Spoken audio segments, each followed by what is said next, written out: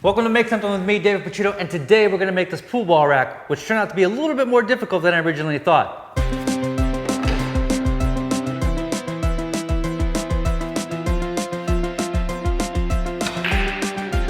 Check it.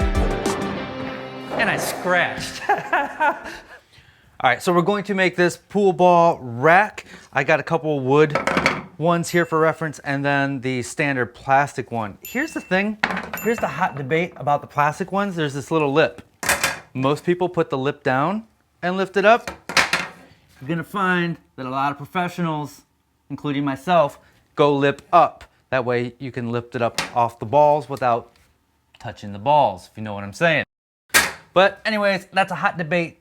That's not for discussion today. Today, we're gonna make a wood one out of this piece of walnut right here. I think what we're going to do is, I was drawing some stuff up last night. I think we're going to make 3 pieces like this, and then put a little corner pieces in there, and then shape it to shape. First thing we need to do is cut this out over at the table saw.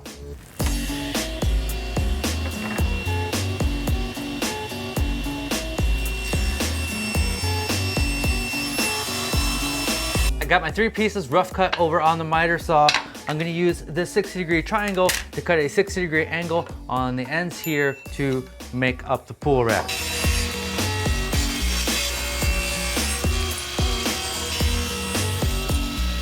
So I have the first angle cut on all 3 pieces here. I have this stop block system here to allow me to make repeatable cuts and make sure all the pieces are the exact same length.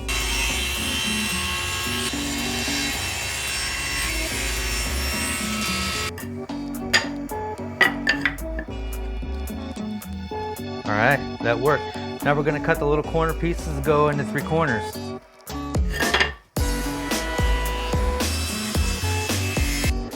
All right, we're back over on the table saw. I got my sled here, and I need to cut some triangles out of this piece of board here. Once again, I have my plastic triangle here, and I have to use a little backing board here because I have a lip here to catch the dust, and that slips underneath, and I don't know if that's going to be accurate enough. So I'll just throw that piece on there, throw this on there, throw this on there, hold everything tight, and make my triangles.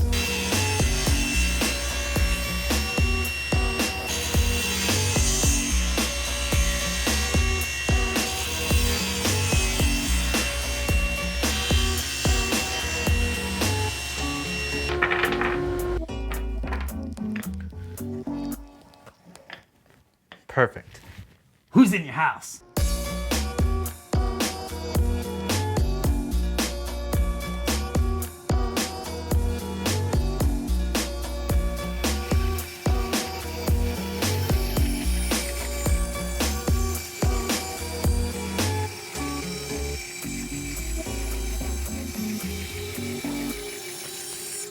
So I was getting ready to glue this up, and Eric, who doesn't know shit about is like, shouldn't you cut that out first on the bandsaw? And I was like, you know what? I think we should cut that out first on the bandsaw. Good idea, boss. So this is end grain, but I think there's gonna be enough long grain in here to keep it all together. If it falls apart in a few years, I'll let you know.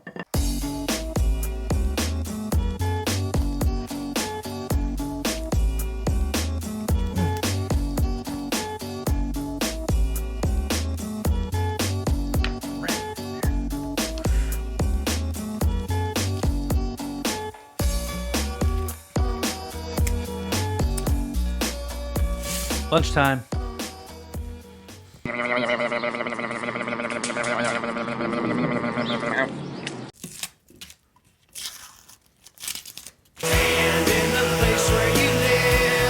So I got some spray adhesive here and my printed template and a piece of scrap plywood. I'm just going to attach it to the plywood, and then we'll use this as a routing template.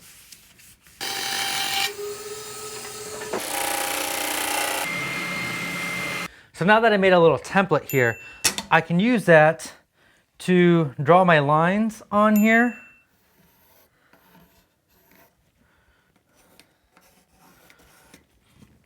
And then I can rough cut this out over on the bandsaw, and then I can reattach the template, and then use a flush trim bit and a router to get a nice clean curve there. Today's video is brought to you by my friends over at Patreon, and this week I would like to thank Evan and Caitlin, Jediah Schultz, Mark Fink, Jonathan J. Katz-Moses, Bearz.wood, Ryan Petzold, Jason Hughes, Georgeann Reeve, Carl Brink, Glen Rossiter, Adam Beckwith, Bill Diehl, Brian McKnight, Chad Forrester, and Timothy Allen. If you want to support me and my show, visit patreon.com/Picciuto. Over there we give something away every week, and this week we're giving away the record holder that we made a couple of weeks ago. So if you want to support me, visit patreon.com/Picciuto, and let's get back to this project and finish it up. So the plan was to sand really close to the line, attach this, and then take a flush trim router bit right along the template and finish this out. I don't think I need to do any of that. I think I can just sand down to the line. Here's what's important. The ball cannot touch this corner piece. It has to reference against the straight edges of here. So it doesn't matter what this radius is, as long as it's always touching the sides. And so I can see I gotta sand this away a little bit more here. That one's looking real good. So as long as it references only on the straight edges, we'll get a nice tight rack, if you know what I'm saying.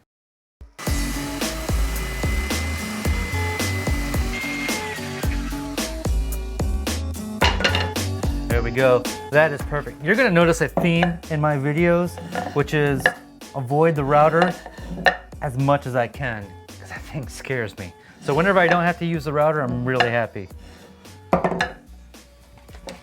And the cue ball doesn't go in there. You guys know that. Perfect, perfect. No gaps. All right, let's put some finishing touches on this motherfucker.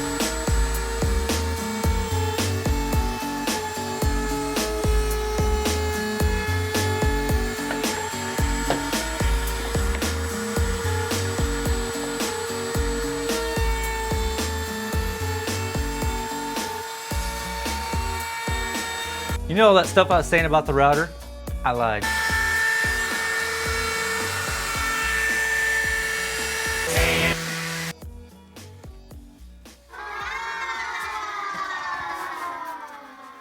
That gets me every time, right in the heart, just all the feels.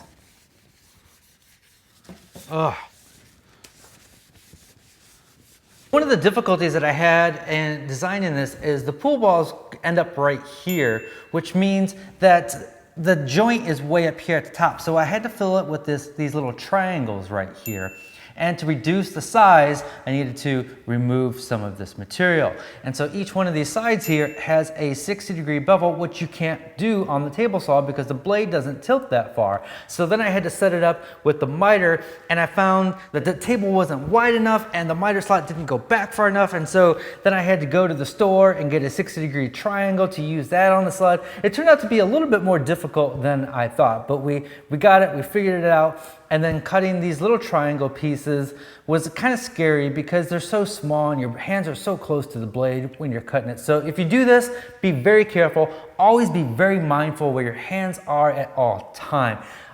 For whatever reason, my mind just doesn't comprehend angles very well. And so there was a lot of time just thinking, how do I make this cut? How do I make this cut safely? Is this the right angle? Am I doing this right? And so proper planning will save you tons of time.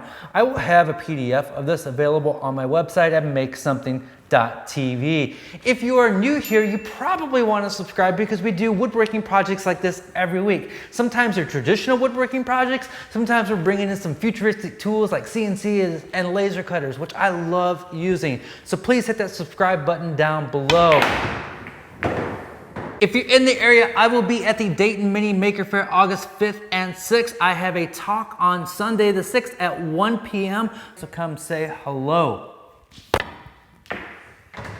I'm David Picciuto of Make Something. Thank you for watching. I'll see you next Thursday with another project. As always, be safe, have fun, stay passionate, and make something.